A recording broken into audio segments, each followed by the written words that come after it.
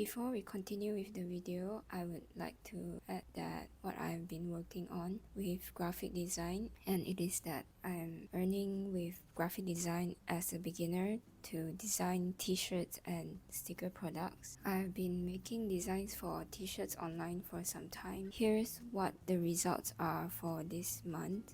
Here's the platform where you can be selling your t-shirt designs online, which are also applied to various different products, but I usually sell like t-shirts and stickers here.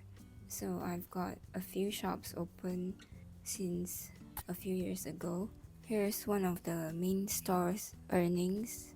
From May, I'm making $43. Here are what the total sales that I have been making, which I populate my designs at. And this is my second store with a few bucks in every month. Also with another store, I am earning this much for June.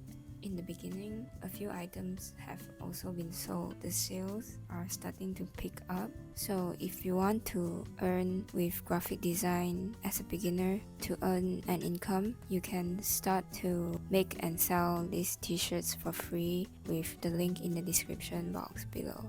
And let's get back to the video.